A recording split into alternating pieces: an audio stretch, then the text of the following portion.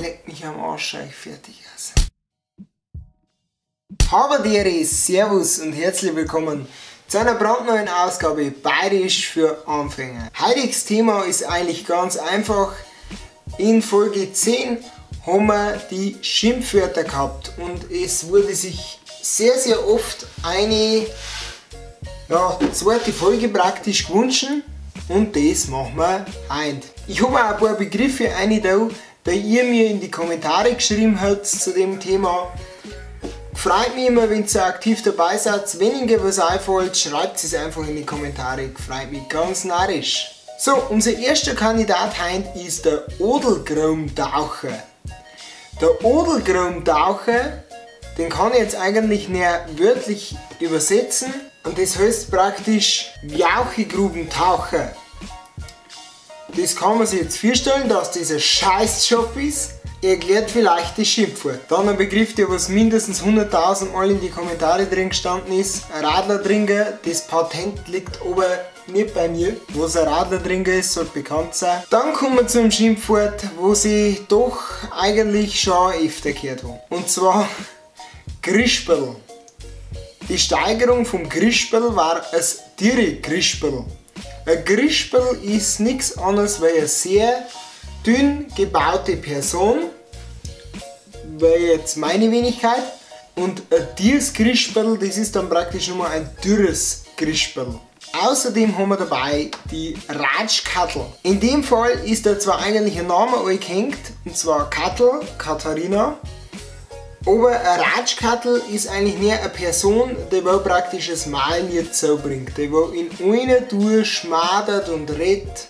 Das ist ein Ratschkattel. Jeder kennt die Situation, man geht gerade so durch die Straße, kommt ein Hundebesitzer entgegen mit einem Hund, der gerade halb so groß ist wie meine Katze.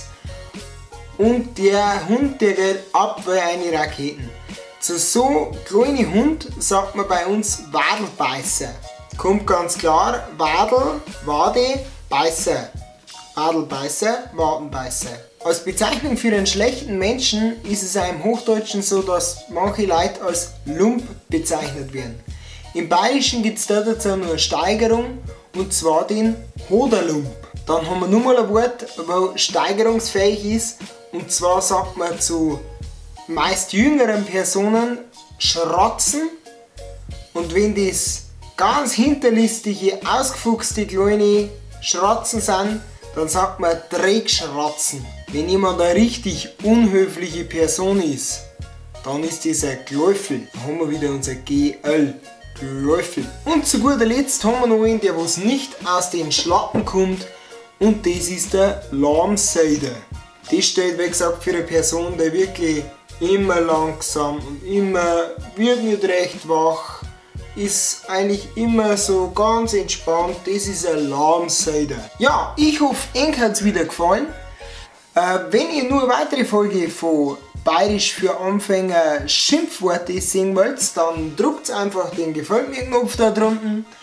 Des Weiteren wollte ich informieren, dass in letzter Zeit der Algorithmus von YouTube nicht so ganz hinhaut, wie er eigentlich sollte. Das bedeutet, dass Videos oftmals nicht in der Abo-Box angezeigt werden, obwohl ihr irgendeinen Kanal abonniert habt.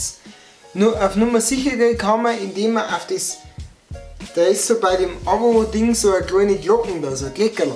Wenn man da drauf klickt, dann ist das alles wieder sicher. Ja, gibt's noch was zum Sagen? Denk eher nicht. Ja, damit haben wir es dann schon wieder. Habadere, Servus, sagt der Bavaria Blogger. Wir sehen uns beim nächsten Mal und ihr seid freundlich. Servus!